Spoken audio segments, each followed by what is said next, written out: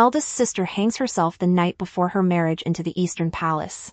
But the most baffling thing of all, the autopsy report from the Delhi Supreme Court clearly states, virginity intact.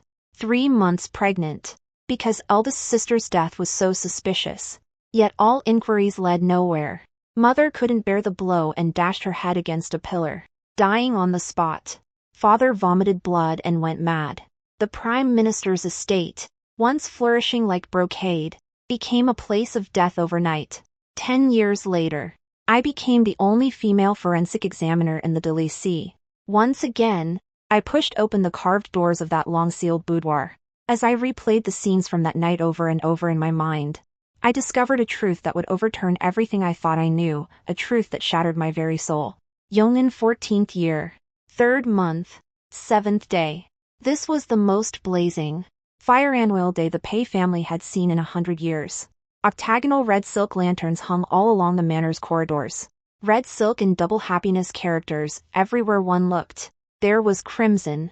All the womenfolk of the Pei clan bustled about busily. Maids and serving women hurried in and out, carrying dowry chests and wedding garments, their feet never touching the ground. Even close friends came to help.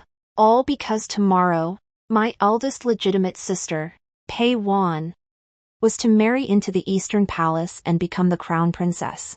I was only 13 then, clinging to my sister and refusing to let go, making a scene about sleeping with her. After tonight, once you enter the palace, it will be hard to see you again, eldest sister. Let me stay with you one last night. In this deep inner courtyard, I had been closest to my eldest sister since childhood. Of course I was happy for her marriage, but even more than that, I was reluctant to part. Mother laughed helplessly and scolded, "You little monkey. In 2 more years you'll be of age. Yet you still carry on like this. It's all right, Mother. Let her stay in the gauze screen chamber. If I can't sleep, at least I'll have someone to talk to." Eldest sister laughed and readily agreed. She even had them prepare my favorite treats, drip sugar conch pastries and sweet jade rice wine. That night, the drip sugar conch pastries melted on my tongue. I ate too many and grew thirsty, so I drank several more cups of the sweet rice wine, then fell into a deep sleep on the couch. I didn't even hear the night watchman's clapper. When I was jolted awake by the room full of screams and wails, dawn was already breaking. The astrology bureau had set the auspicious hour at the early Mao hour, around 5 to 7 a.m. Just as the sky began to lighten, the Eastern Palace's wedding procession had already stopped outside the manor. The wedding music had barely started when it abruptly ceased. The moment I rushed out of the gauze screen chamber, I saw a scene I would never forget for the rest of my life. Eldest sister, still in her bright red wedding gown, hung from the beam overhead. Beneath her feet was an overturned redwood stool. Mother staggered forward, clutching eldest sister's stiff body and weeping as if her heart were being torn apart. Just the night before, everything had been fine. I stood frozen, my whole body as if plunged into an icy abyss. How were you supposed to be keeping your sister company? What happened? Tell me. Mother questioned me in rapid succession. But I knew nothing. In her fury, she slapped me 3 times across the face. Father pointed at me and cursed, calling me a glutton and a sleepyhead, that I had slept in eldest sister's room and hadn't even noticed she hanged herself. I knelt beside eldest sister's body, holding her ice-cold hand, letting my parents scold me, yet I could not shed a single tear. From that day on, I never again ate drip sugar conch pastries or drank sweet jade rice wine. For 10 years, I have hated myself without end. If only I hadn't been so greedy. If only I hadn't slept so heavily when eldest sister hanged herself. If I had stopped her, would everything have been different? 10 years later, in the Delhi Archives Hall, I sat across from Xiao Yan, the Chief Justice of the Delhi, my voice hoarse. 10 years of endurance. Yet when I spoke, the blood still rose in my throat. Have you ever considered another possibility besides you drank too much and fell asleep? My mind buzzed. My lord means, when a person hangs herself, stepping onto the stool, slipping the noose over her head, kicking the stool away, how could it be entirely silent? Even if the sound was faint, and you were right there, why did it not wake you? Xiao Yan glanced at me and continued. The next day, did you feel anything unusual? Dizziness? Headache? A chill shot from my tailbone straight up to my crown, and every hair on my body stood on end. Because eldest sister died the next morning, I never had a chance to consider my own condition. Now that you mention it, yes, I did have dizziness, nausea, and a headache. But I always assumed it was from the shock of seeing eldest sister die. The sweet wine and pastries, did eldest sister prepare them herself? Or did they pass through someone else's hands? Who handled them? The pastries and wine were made by eldest sister's private kitchen. Her personal maid, Chui Gua, personally placed them on the small table. My heart sank. You mean someone from eldest sister's own courtyard? Xiao Yan nodded. Have you considered this? Jade sweet rice wine is fermented from glutinous rice, mild and light. How could it possibly cause a hangover? 10 years, I had performed autopsies on no fewer than 100 poisoned bodies. If wine had been drugged, if food had been laced with poison, others might miss it, but I would know the moment I laid hands on it. Yet I had never dared to think that way about my own family's tragedy. Because back then, everyone, including myself, was certain that I had simply drunk too much and slept through it. I had investigated cases for 10 years, but I had never thought to investigate myself. What were the autopsy findings? Xiao Yan pushed the official documents aside and gently slid a still warm cup of tea toward me. I was silent for a moment, my fingers unconsciously tracing the rim of the teacup. The original autopsy record stated, the ligature mark on eldest sister's neck ran diagonally upward. The two ends did not cross. Behind the ears, at the hairline, there was a sign of lifting and vacuity. If it had been manual strangulation, the mark would have been a complete horizontal loop. It was indeed hanging.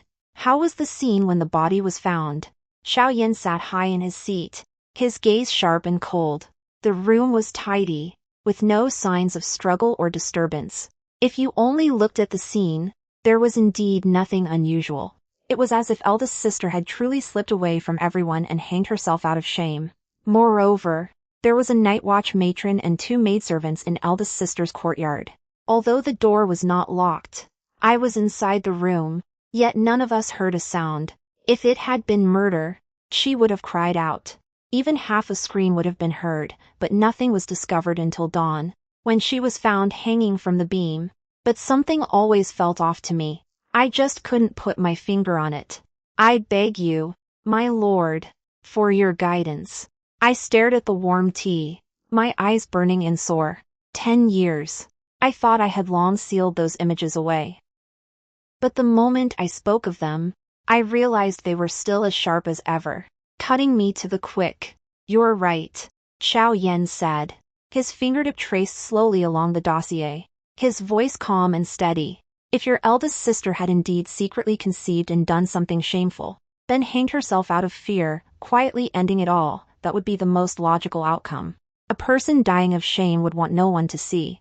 He shifted tone abruptly, his gaze striking like a cold blade. But you just said, the night before it happened. She smiled and agreed to let you stay. Personally prepared your favorite pastries and wine, and settled you into the gauze screen chamber. He leaned forward slightly. The candlelight cast deep shadows in his eyes. Would a person who had already decided to put her neck in a noose that very night agree to share a room with her sister? Forensic examiner Pei, you need to think about more than just why didn't I hear anything. You need to ask. He spoke each word with deliberate force, like iron nails driven into my understanding. How could such a person, just a few hours later, hang herself in silence from the beam, all alone? I opened my mouth, but no sound came out. All these years, I had trapped every why within the cage if I slept through it because I was greedy. I had never dared to take a single step further. So eldest sister was. My hands trembled so badly I could no longer hold the teacup. So there is only one explanation. Her hanging was sudden, and not of her own will. Xiao Yan's eyes were like blades, fixed on me. She died by someone else's hand. Tears burst forth and flooded my vision. So there had still been a chance to save eldest sister after all. If I hadn't been greedy and eaten so much, I wouldn't have given the culprit an opening. At the very least, She wouldn't have faced that desperate moment alone that night. I wiped my tears, took a deep breath, and forced down the surging emotions. My lord, there is one more detail on the autopsy report that has baffled me for 10 years. I looked up, meeting Xiaoyan's steady gaze. Virginity intact. 3 months pregnant. Xiaoyan's long fingers paused at the edge of the yellow dossier. How was it examined at the time? A midwife conducted a public examination. The dryness in my throat made me pause. The vaginal opening was tight and narrow. The pubic symphysis had not separated. The cinnabar birthmark remained intact and undispersed, thus, she was a virgin. The lower abdomen was firm and raised. When pressed, it felt solid. The areolae were darkened and the umbilical line was dull, signs of a 3-month pregnancy. Xiaoyan tapped the desk lightly with his fingertip. Was she tested for poison or any malignant disease? Both poison and disease were checked. According to the autopsy record, my throat tightened. The first day I ever watched an autopsy, I had knelt right there on the jade steps. After the examination, by law, a copy of the autopsy record was also given to my father. I remembered it very clearly. Southern frontier poisons like bloodvine and heartbreaker can indeed cause blood stasis and abdominal swelling that mimics pregnancy. But those are extremely toxic. Their effects always show externally, either bleeding from the 7 orifices or withered hair and skin. Yet I saw eldest sister clearly at her burial. Though her face was blue and purple from the hanging, her hair was jet black, her nails rosy. Beneath the skin there were none of the bruising or ulceration that poisoning would cause. The poisoning theory was the first to fall apart. As for disease, the only conditions that cause a greatly swollen belly are ascites or certain masses. Ascites, when pressed, feels like a water bag and sloshes.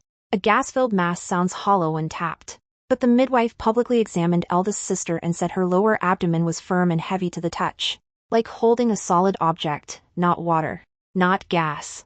Nothing matched that either. I met Xiaoyan's gaze and enunciated each word. No toxic signs on the face. No hollow or fluid swelling in the abdomen. Not a single known toxic or pathological explanation could account for eldest sister's false pregnancy.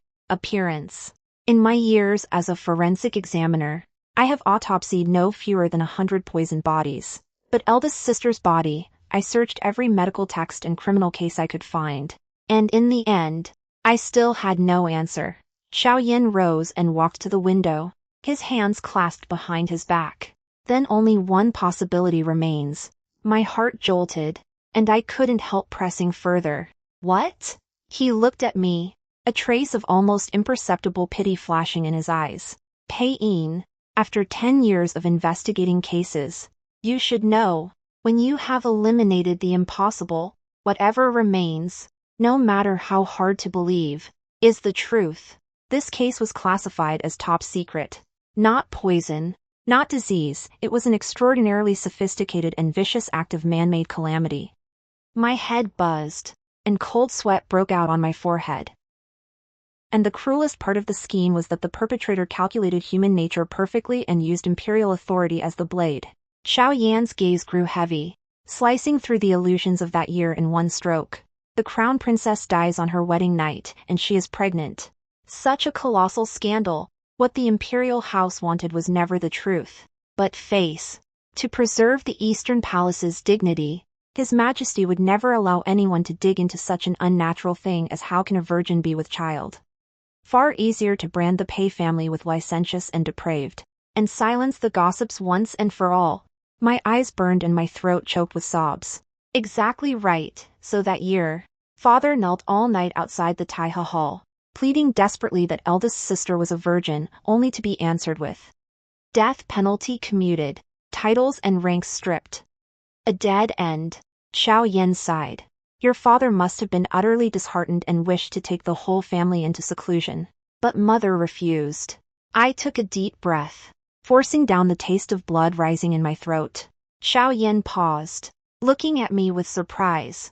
Those who had witnessed those events were silenced. The Delisi files contained only a few sparse lines. Outsiders could never know the full horror. I met his gaze, my voice trembling but resolute. Mother did not believe eldest sister was pregnant. She staked her reputation and her title as a titled lady, kneeling to beg His Majesty to allow a post-mortem dissection to clear eldest sister's name. Xiao Yan let out a long sigh. Our dynasty's laws prohibit autopsy dissection except by special exception. Cutting open a body destroys the remains and violates human ethics. It is the last resort. But to prove innocence, it was indeed the only viable path at the time. He lifted his eyes to me. How did His Majesty rule? He granted it. My voice was so calm it surprised even me. The second autopsy was a dissection. The 3 judicial offices convened. The coroner publicly opened eldest sister's abdomen, and inside, they did indeed remove a formed, dead fetus. Xiao Yan's hand, holding his teacup, paused slightly. His expression turned grave. So your mother. From the moment that fetus was extracted, my mother's fate was sealed. I smiled bitterly. She never imagined that the proof of innocence she had staked her life to obtain would instead confirm eldest sister's disgrace and the Pei family's guilt. She dashed her head against a pillar on the very jade steps of the Delisi. A flicker of shock passed through Xiao Yan's eyes. How could that be? Yes, how could it be? That was the very question my father cried out to heaven that day. I lowered my eyes, looking at my own faintly trembling fingertips. Then he vomited blood several times and went mad on the spot. The Pei estate, once flourishing like brocade, was shattered in a single day. A deathly silence fell over the archives hall. Only the dripping of the water clock echoed through the empty hall. So you came to me to overturn the verdict? Xiao Yan asked after a long pause. Not to overturn, to investigate. No bending, no overlooking, only the truth. I stood and bowed deeply. Chief Justice Xiao, I want the truth. If the fault lies with the Pei family, then kill me or punish me as you see fit. But if eldest sister was wronged, then give the Pei family justice. Xiao Yan's gaze settled on my hands, roughened by years of holding dissection knives. The Pei family now has only you left. Are you truly willing to follow your mother's path and stake your very life on this case? I met his gaze and gritted my teeth. Even if it costs me my life, I have no regrets. I believe in my eldest sister, and I believe that in this world, there is no mystery that cannot be unraveled. The candle flame on the desk flickered slightly. Xiao Yan's oppressive gaze rested on me in silence. What makes you think I would help you? I laughed bitterly. Chief Justice Xiao. I have been a forensic examiner at the Delisi for 5 years, autopsying unidentified bodies, investigating missing persons, examining crime scenes. I've handled more cases than I can count. I paused, lifting my gaze to his. But do you know how many of those cases were marked pending further inquiry, and then buried, never to be touched again? 31 cases. Exactly 31. Involving powerful nobles, court officials, and those unspeakable backroom deals, all of them sunk without a trace. My eyes glistened with tears as I struggled to keep my voice steady. Who buried those cases? Who has the power to bury cases from the Delisi? You know better than I do, my lord. So I waited. I took a breath and continued. I waited for a chief justice who would recognize only evidence, not power and privilege, one obsessed with solving crimes. I waited for your appointment to come through. I waited for you to open the archives. I waited for you to see the 9 great unsolved cases. Chief Justice Xiao. I unfastened the bronze badge from my waist, its edges worn smooth from years of use, and placed it gently on the desk. I have waited 10 years. Not to beg for your pity, but to formally petition you today, as a forensic examiner of the Delisi, to reopen the Pei family case. The air in the vast hall seemed to congeal. The lone lamp on the desk flickered, casting its light over the rows of yellow dossiers on the walls. Xiao Yan was silent for a long time. His gaze moved from the bronze badge to my face. This case involves Imperial secrets. Although His Majesty reduced the Pei family to commoners, he also left the vermilion annotation. Licentious and depraved, never to be employed again. Have you considered, if you reopen this case and fail, you will not only lose your official position, you will be charged with deceiving your superior and defying imperial decree? And I, as Chief Justice, will be branded recklessly questioning imperial judgment and shielding a disgraced family. He lifted his teacup and gently blew on the surface. So what makes you so certain I would stake everything I've built on this case? I paused for a moment. Chief Justice Xiao, may I ask, in the 3 months since you took office, have you opened the dossiers of the 9 great unsolved cases? Xiao Yan's gaze shifted slightly, but he did not answer. You did. I answered my own question. Not only did you open them, you pulled out the Pei family case and placed it on your desk. If you truly wanted nothing to do with this case, you could have locked it back in the archives and let it gather dust. But you didn't. I looked up, meeting his eyes. Chief Justice Xiao, you are the 3rd Chief Justice His Majesty has appointed in 3 years. The previous 2, one died suddenly, the other was imprisoned. Xiao Yan's fingertip tapped lightly on the desk. You were transferred back to the capital from a provincial post. On the surface, it was a promotion, but in truth, you were placed on the fire. You know better than anyone. These 9 great unsolved cases hide not just injustices, but also the people who helped cover up the truth back then. Some of those people are still in the court today. Some have already become the sky above your head. If you don't investigate this case today, they will come for you tomorrow. I stepped forward. I came today because I know you two have been waiting for an opportunity, one that will let you stand firm in this capital. The Pei family case is that opportunity. If you fail to uncover the truth, they will devour you anyway, so you might as well bite them first. The night wind outside the window rustled through the carved lattice, making the candlelight flicker. Xiao Yan was silent for a long moment, then let out a low chuckle. Pei Yin, you've spent these 10 years seeing through people's hearts quite thoroughly. He rose and walked to the window, hands behind his back, gazing into the heavy night outside. From the public mortuary to the Delisi, unmarried and unyielding, all the way to today, his voice dropped. Was it worth it? If the truth is brought to light, if eldest sister's injustice is avenged, if mother can rest in peace beneath the earth, I stood up and straightened my official cap. Then it was worth it. After a long silence, he spoke. I will take this case. But Pei Yin, forensic examiner Pei, you had better have your head ready as well. Just then, the wooden door of the archives was knocked upon urgently. Yan, the deputy chief of the Delisi, pushed it open, his face grave.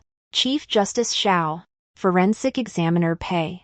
The Ministry of Justice has just transferred a suspicious case. He paused, lowering his voice. The victim is a young nun named Jinghui from Moon Spirit Convent outside the city. Cause of death: hanging. Her abdominal cavity was abnormally distended, firm to the touch, suspected suicide due to pregnancy. The abbess said she had lived in seclusion in recent years and had no known contact with men.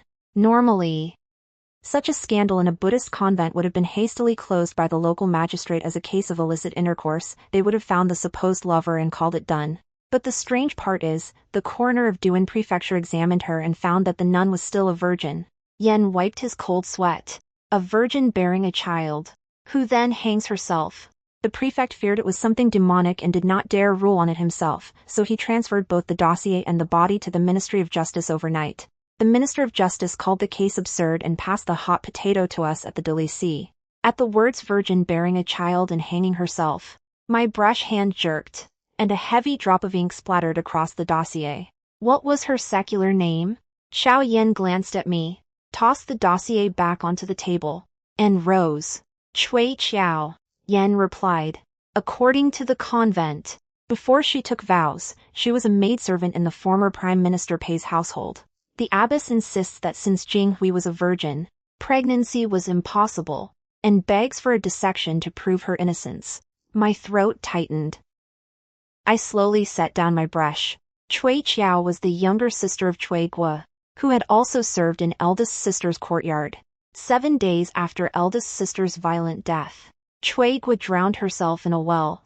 Terrified and distraught, Cui Qiao asked to leave the household and vanished without a trace. I never imagined that 10 years later, she would die in Moon Spirit Convent in exactly the same manner as eldest sister. The murderer who had killed eldest sister was not only still alive, he was still killing. Get your kit. Xiao Yan took his cloak and said to me, let's go examine the body. In the cold, gloomy autopsy room of the Delisi, I wrapped my hands in tung oil cloth and lifted the white shroud covering the corpse. the moment I saw the dead woman's face. My movement froze. 10 years since I'd last seen her. In my memory, she had been a round-cheeked, lively maid who always followed eldest sister around. Now she had become a blue-faced, withered remnant of a corpse. 10 years of hiding and renaming had not won her a path to survival. I swallowed the bitterness in my throat, and my gaze traced the ligature marks on her neck, then abruptly stopped at the slight swelling of her lower abdomen. Through the swirling cold mist of ice chambers and mugwort fumigation, the shadow of the body on the stone slab suddenly overlapped with the corpse of eldest sister who had died on that beam 10 years ago. I bit down hard on my tongue, using the taste of blood to force down the shudder that threatened to overwhelm me. I commanded myself to adopt a coroner's calm, and directly removed her lower garments for examination. The vaginal opening was tight and narrow. The pubic symphysis had not separated. I straightened up and looked at Xiaoyan. My voice strained. She is indeed still a virgin. Xiaoyan's face was ashen. Examine further. I took a deep breath and drew a finely crafted steel dissection knife from my kit. Looking at this death scene that mirrored eldest sister's from 10 years ago, my fingertips trembled involuntarily, and cold sweat silently trickled down the back of my neck. Well? Xiaoyan asked. I leaned close to the neck to examine the ligature. The mark is dark purple, running diagonally upward and joining behind the ear. The two ends do not cross. Saliva and froth at the mouth and nose. The tip of the tongue slightly protruding. The feet hanging straight down. No other external injuries or signs of struggle. I said hoarsely. She was not suspended after death. It was indeed hanging. Xiaoyan nodded. Incise the abdomen. This one cut might be the moment the truth is revealed. The cold of the knife handle penetrated my palm through my fingertips. I stared at the identical swelling, suppressed the excitement in my heart, and pressed the blade against the raised abdomen, making a slow downward incision, cleanly slicing through the pale skin and fat layer. A stifled, dark red, bloody odor mixed with the smell of embalming mugwort drifted faintly through the cold autopsy room. Holding my breath, I turned the blade and cut open the abnormally distended womb. But the moment I saw what lay inside, my whole body felt as if it had fallen into an ice pit. Inside the bloody amniotic sac was a curled, human-shaped mass of flesh. Not only had limbs differentiated, but even the faint outlines of facial features and a tiny open mouth were fully formed.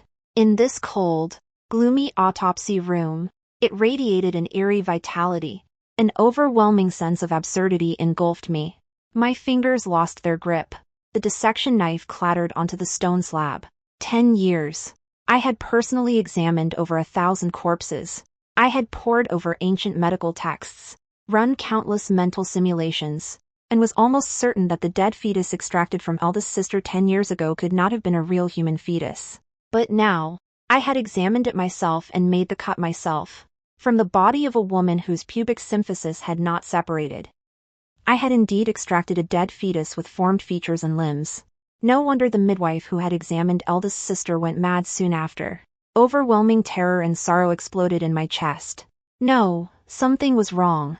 I clawed at the cold stone edge of the slab, my fingers bone-white from the strain, using that bone-deep chill to suppress the vertigo that threatened to drive me mad.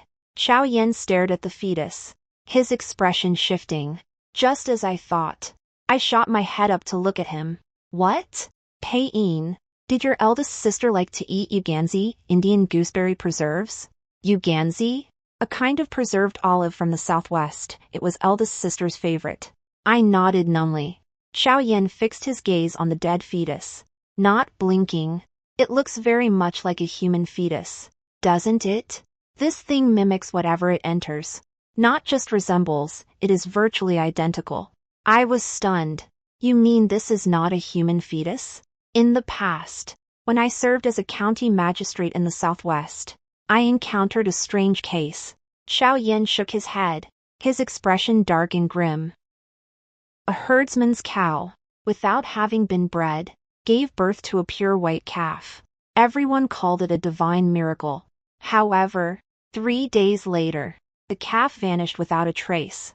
The herdsman suspected his neighbor of stealing the calf, and they brawled all the way to the courthouse. Both sides had their arguments, and the truth was hard to determine. I initially thought it was just a routine theft case. So I sent a group of constables to search the mountains for the calf. 3 days and 3 nights, no sign of it anywhere. My clerk was a drunkard, usually unreliable, but that day he perked up. He said he had a way to find the calf, but on one condition. After finding it, he wanted to use it to brew wine. The herdsman thought he was talking nonsense and agreed without a second thought. Later, when we found the calf, using his method, that's when we realized it wasn't a calf at all. Xiao Yan pointed at the fetus and said, "Take a closer look at the placenta. How does it differ from a normal one?" My spirits lifted. I picked up the dissection knife again and examined the placenta closely. With just one look, every hair on my body stood on end. It really is not a human fetus. Xiao Yan's brows furrowed deeply, his eyes filled with icy disgust.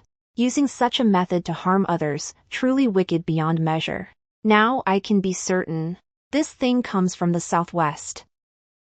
This case is undoubtedly connected to the Pei family case from 10 years ago. Add ice. Preserve it carefully. On the day of the 3 judicial office trial, I will reveal the truth of this virgin pregnancy, and show everyone what this fetus really is. Now, you and Deputy Chief Yan have 2 tasks. First, map out Chui Qiao's social connections, who she associated with, where she went. Second, discreetly screen the Pei family's relatives and acquaintances for ties to the southwest. Be careful not to alert anyone. I bowed in acknowledgement. Xiao Yan's gaze sharpened as he turned to Yan. Release the autopsy results. Guard the body well. If anyone comes uninvited, keep them for tea. And remember, take them alive. They will be our eyewitnesses. Also, Xiao Yan paused, a trace of mocking coldness in his eyes. Spread the word that I, newly arrived, am in need of connections. I want to see who has the wealth and the audacity to come knocking on my door. Outside, dark clouds pressed down on the city. Thunder rolled in the distance. The wind before the storm filled the air. In the archives hall, lamps burned through the night. Dozens of clerks worked in 2 shifts, assisting me and Yan in tracing Chui Qiao's connections and screening the Pei family's relatives. 3 days later, we narrowed it down to 2 people. When I saw their names, I felt as if struck by lightning, followed by a chill that ran through me. One was my second sister, Pei Su, now the wife of the Marquis of Pingyang. The other was my eldest sister's close friend, Qing Yuer, daughter of the Duke of Ying and now the Crown Princess. My second sister was a concubine-born daughter, half a year younger than eldest sister. Her birth mother was a southwestern barbarian woman who had died early. She had never been favored by father. As soon as she came of age, he married her off as a second wife to the aging Marquis of Pingyang. She had always harbored resentment over this. Eldest sister married well, she was bound to feel bitter. But since she was a married-out daughter, she was not implicated when the Pei family fell, a twist of fate that worked in her favor. As for Qing Yuer, in Yong'an's 7th year, she followed her father to a post in the southwest. In Yong'an's 10th year, her father was ennobled as Duke of Ying for quelling a rebellion and returned to the capital. In Yong'an's 11th year, she met my eldest sister and gradually became her close friend. She had southwestern connections, and she was the greatest beneficiary of eldest sister's death, seamlessly stepping into the position of crown princess. Looking back now, the pieces fell into place. Before eldest sister's wedding, these 2 had been the most attentive. Even my mother had remarked at the time how fortunate eldest sister was to have such good sisters as Pei Su and Qing Yuer. Now, looking back, this case must involve them both. Was it one acting alone, or had they colluded? And whether there were others behind them, I would find out. Meanwhile, at Chui Qiao's corpse, our stakeout had also netted a hare. For the first time, I participated in torture interrogation. My job was to keep the one who wanted to die from dying. The stench of blood in the Imperial prison made even me, a veteran of the mortuary, nauseous. The assassin sent to destroy the evidence, after witnessing Xiao Yan's arsenal of methods, finally talked. The rest was Xiao Yan's battlefield. I did not personally witness the storm he stirred up in the court, but I knew I had bet correctly. Xiao Yan came from the southwestern border garrison. He was a demon blade the emperor had specially brought to the capital to tear into the powerful nobles. Having no retreat, Once he bit down on prey, he would not let go until death. Both court and countryside shuddered and called him Shao the Mad. With the ironclad evidence from the Imperial prison and that reckless, God-slaying courage, he tore a bloody gaping hole through the Imperial family's dignity and the nobles' iron wall. When the Imperial edict to reopen the old case reached the Delhi, I was standing on the long steps before the hall. The Nun Jinghui case and the Pei family case from 10 years ago shall be investigated together. Whoever is implicated, there will be no mercy. Just a few words. Yet they carried the blood and tears of the entire Pei family for 10 years. I clenched my teeth hard, forcing back the burning moisture in my eyes. It was not yet time to cry. I lifted my autopsy kit from the ground, the leather strap biting into my palm, and walked down the long steps step by step. Mother, father, eldest sister, 10 years, finally. I can rightfully seek justice for you.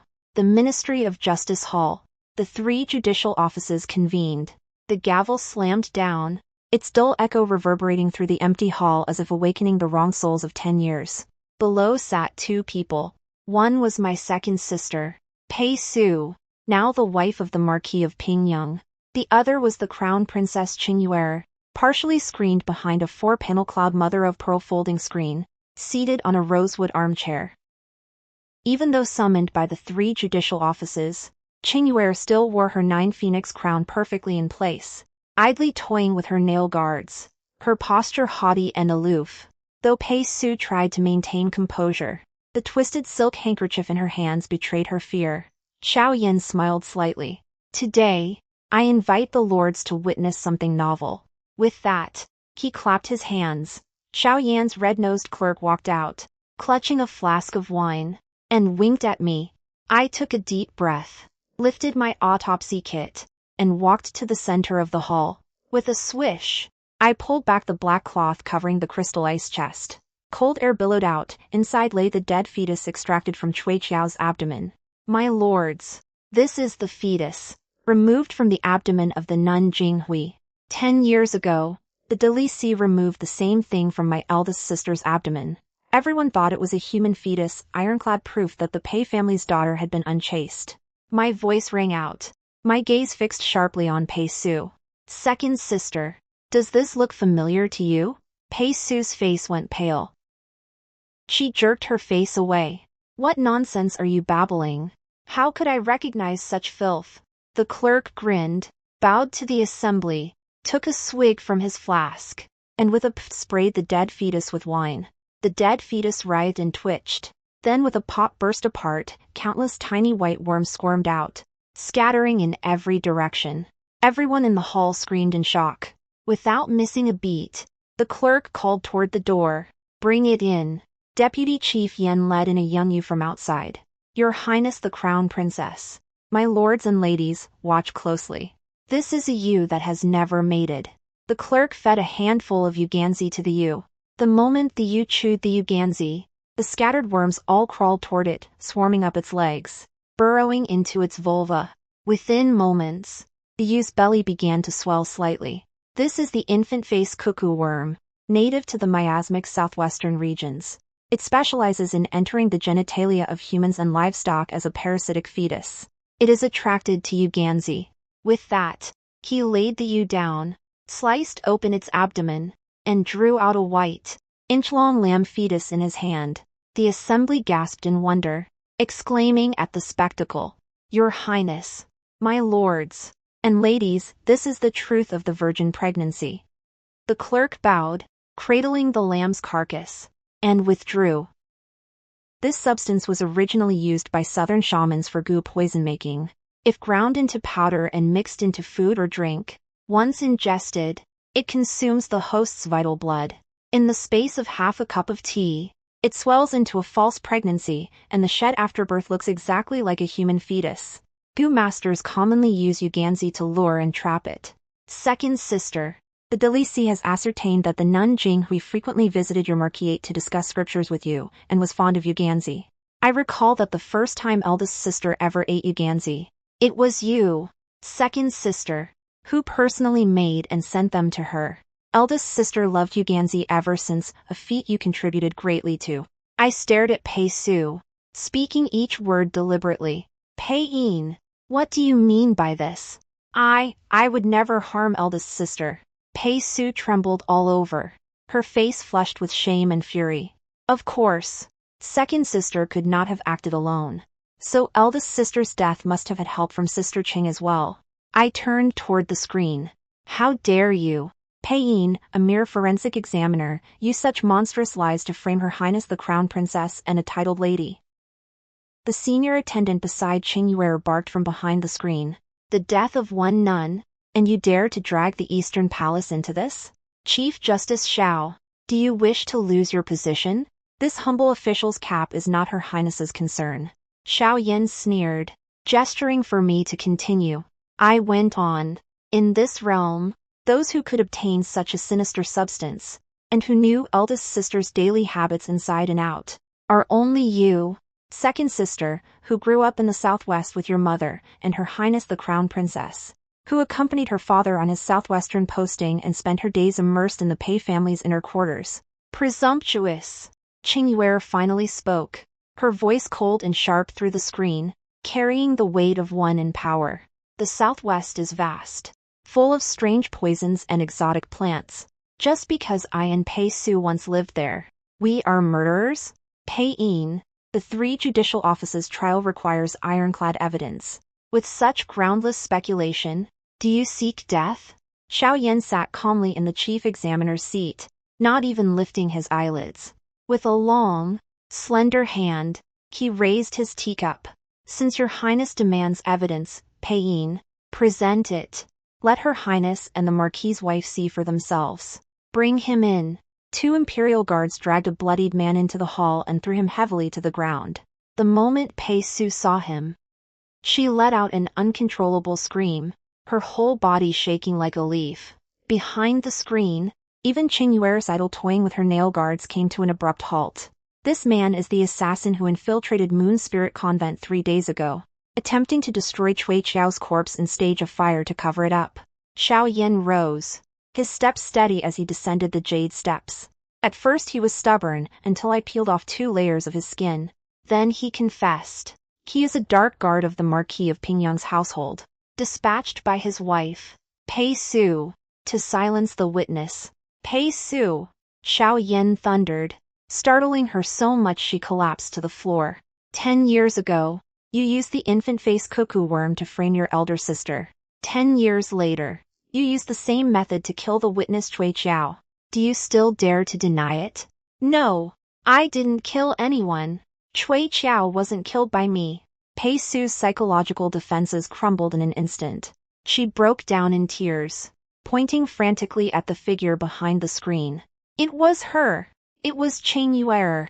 She forced me back then. She forced me now. The hall fell into dead silence. The 3 chief judges all changed expression drastically. Second sister, what really happened 10 years ago? I stared at her, my nails digging into my palms. Pei-su prostrated herself on the ground, weeping. Back then, father married me off as a second wife to the aging Marquis of Pingyang. I was not willing. Why should Pei-wan marry into the Eastern Palace and become mother of the realm? Ching Yuer saw my jealousy. She told me that if we could make eldest sister lose face on the eve of her wedding, the match would be broken off. The Yuganzi was indeed brought from my maternal family, and it was I who helped Ching Yuer bring the infant-face cuckoo worm into the Pei household. But I only wanted her to fall ill. I wanted her to fail to marry. That thing consumes blood and energy. Yes, but it is not fatal. But I never expected that Ching Yuer, under the pretext of helping with the dowry preparations and moving into eldest sister's courtyard, was actually there to kill her. Nonsense. Ching Yuer slammed the armrest and stepped out from behind the screen. Her gaze cut like a knife at Pei-su. I, the crown princess, out of sisterly affection, have long looked after the Pei family, and now you, a venomous woman, try to slander me to save your own skin? You say I administered the goo poison. Where is your evidence? You say I killed Cui Qiao, yet the assassin was from your Pingyang Marquis household. Because you are the true viper who knows best how to borrow others' hands and leave no trace. I could no longer contain the fury in my chest. I stepped forward, meeting the crown princess's gaze. You wanted the position of crown princess. But you also feared that the truth about eldest sister's false pregnancy might be exposed by the Delisi. So you simply killed her outright. I took a deep breath, forcing myself to calmly reconstruct the truth of that night. Eldest sister rarely drank wine. That night, because I was there, she had sweet wine prepared. You calculated that the wine's flavor would mask the drug, so you mixed it with a southwestern paralytic herb juice. It is not a metallic mineral poison. A silver needle cannot detect it. It would leave a person limp and helpless, falling into a stupor. That night I was greedy and drank too much, so I quickly fell into a drugged slumber. Even if eldest sister drank only a little, it was enough to paralyze her completely. Taking advantage of that, you dismissed the servants, released the infant-face cuckoo worm, and the goo worms, attracted by the Uganzi smell in eldest sister's body, burrowed into her. Then, your trusted old crone slipped the noose around eldest sister's neck and strung her up on the beam, while you stood by and watched coldly. That is why, though I slept in the adjacent gauze screen chamber, I heard no sound of the stool being kicked over or any struggle. Because eldest sister did not hang herself, she was drugged and then strung up alive by you. My tears spilled over, yet I gritted my teeth, refusing to let them fall. You used me, your sleepy little sister, as your perfect alibi and the proof that there was no murderer. Qingyue stared at me, then suddenly let out a cold laugh. A very well-told story. Pei Yin, you've said so much other than the ravings of that madwoman Pei Su. Do you have a single piece of material evidence directly implicating me? She lifted her chin haughtily. The assassin is from the Pingyang Marquis household. The goo worms were brought into the Pei household by Pei Su. I am nothing more than a poor soul grieving the loss of a dear friend. What can you do to me? Does your highness truly believe you left no trace? Xiao Yan drew a yellowed ledger and several banknotes from his sleeve and slammed them onto the desk. 10 years ago, you thought you had acted flawlessly. But you forgot. The one who served the wine that night was Cui Guo. The one who brewed it in the small kitchen was her sister Cui Qiao. After the incident, Cui Guo, who had personally served the wine, suspected the wine was drugged, and you forced her to drown herself. But you miscalculated Cui Qiao. The scorn in Qingyuer's eyes shattered bit by bit. Color drained from her face. Cui Qiao was supposed to be on night duty that night, but you sent her away. However, she secretly returned and saw with her own eyes the old matron you brought cleaning up the aftermath. Later, Pei Wan died violently. Cui Guo drowned herself, and terrified out of her wits, Cui Qiao became a nun. Xiao Yin spoke each word slowly, like a death knell. For 10 years, you dared not touch her in public, so you used the pretext of incense offerings to keep her steady and bribe her silence. This ledger was found by my office under the base of the Buddha statue in Cui Qiao's room at Moon Spirit Convent. Every single payment bears the seal of the Duke of Ying's private banking house. Xiao Yan advanced step by step, his presence like a demon king. Recently, when word spread that I, newly appointed, was reopening old cases, Cui Qiao grew frightened and demanded a large sum to flee far away, and that became her death warrant. You panicked, fearing she would become a breach, so you approached Pei Su again, using the Pingyang household's corruption records as leverage to force her to send an assassin. You instructed Pei Su to use the exact same method, Gu-induced false pregnancy, recreating the exact circumstances of the case 10 years ago. You were certain that a nun's pregnancy and suicide would be a massive Buddhist scandal. The convent and local prefecture, to cover their shame, would rush to cremate the body, burning Cui Qiao's corpse and the decade-old secret to ashes. Xiao Yan's voice rang like a death knell. But you overlooked one thing: the abbess insisted Jing Hui was a virgin and could not be pregnant, and demanded a thorough investigation. The Duan prefect, afraid of the supernatural, did not dare to burn the body rashly. Instead he sent the case up the chain. Ultimately, the body reached the Delisi. Xiao Yan slammed the gavel hard. Qingyue, with both witness and material evidence. How can you deny it?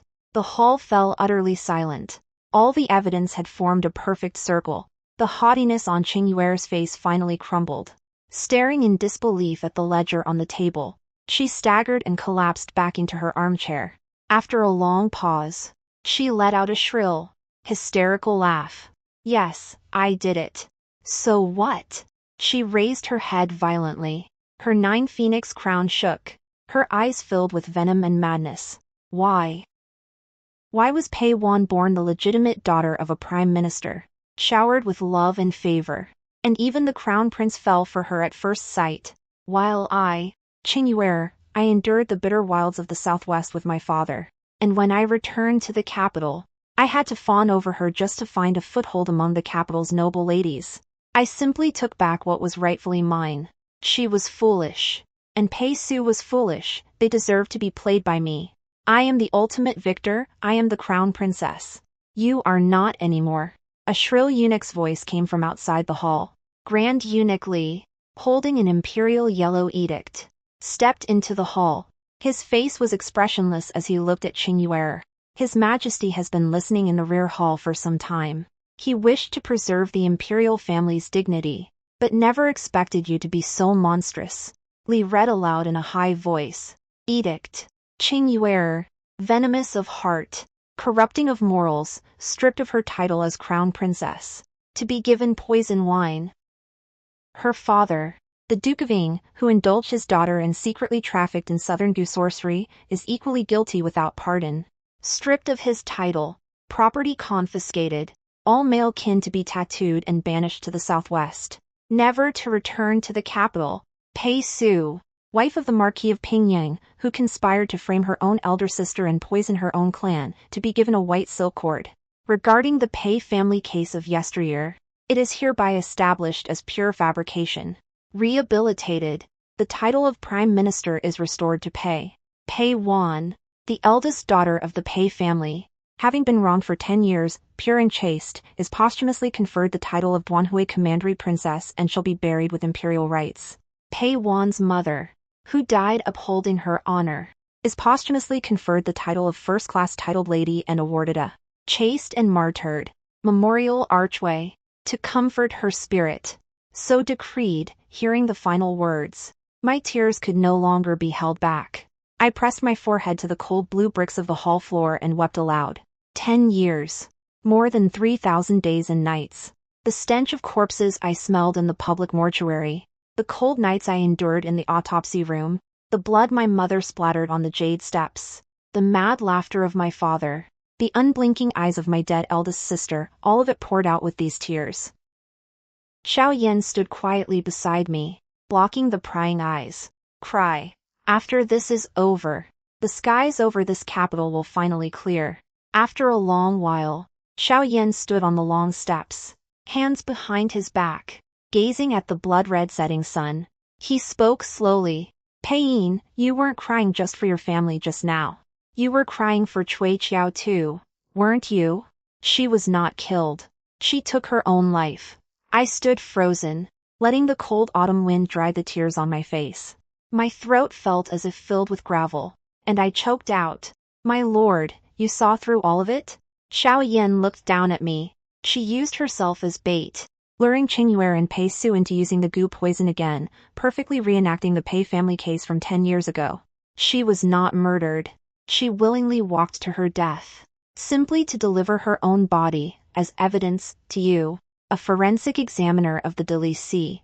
He sighed softly. In truth, you had already investigated most of the case. I was merely the sharp blade you carefully selected to break the deadlock.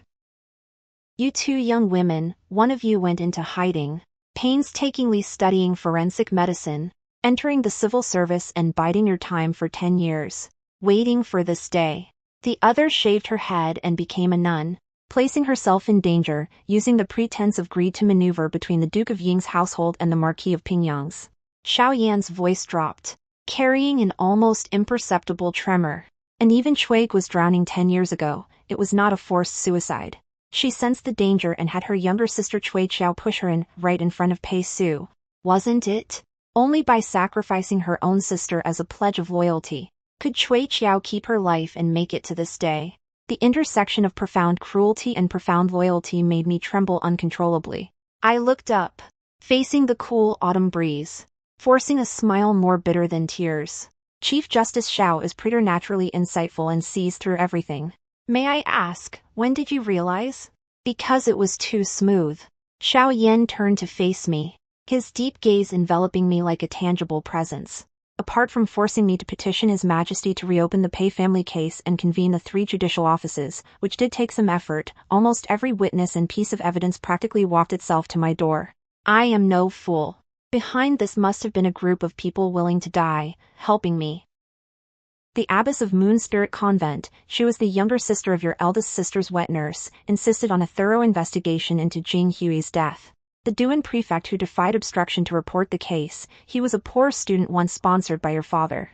And that assassin who delivered himself to my door and conveniently left just enough breath in the Imperial prison. Xiao Yan paused. He was the son of a household servant your mother once saved from a human market. Wasn't he? The wind swept up dead leaves, filling the scene with desolation. Yes. I stepped back, lifted the hem of my official robe, and knelt neatly on the cold blue bricks, bowing deeply. Each of us had only one task, to pass the truth along, relay by relay, until it reached you. Since you have already unraveled this conspiracy, I humbly beg you, my lord, find some pretext to release that assassin. I straightened my spine, each word ringing clear. 10 years of drinking ice cannot quench the fire in our blood. On the day we swore our oath, every one of us walked toward death, none of us expected to come out whole. We staked our lives, our very families. Xiao Yan was silent for a long time. A profound shock flickered across that cold, hard face. I smiled bitterly. You must think we are mad, Chief Justice Xiao. But a person lives by a single breath of conviction. The Pei family was loyal to the bone, even if we all died. We would never bear this injustice in silence. Our enemy was too powerful, too cunning. To confront them head-on would have been like throwing eggs at stones. We had to gather grains of sand into a tower, using our flesh and blood to pave a path to justice. I watched the sun sink beneath the horizon and said calmly, besides, overturning the case was not just about evidence and courage. His Majesty had long been wary of the Duke of Ying's faction building, just as he had once been wary of my father's overshadowing merit. In this world, there is no fog that cannot be cleared, only a ruler who chooses whether to look. We merely handed His Majesty a knife at the right moment. Don't you agree, Chief Justice Xiao?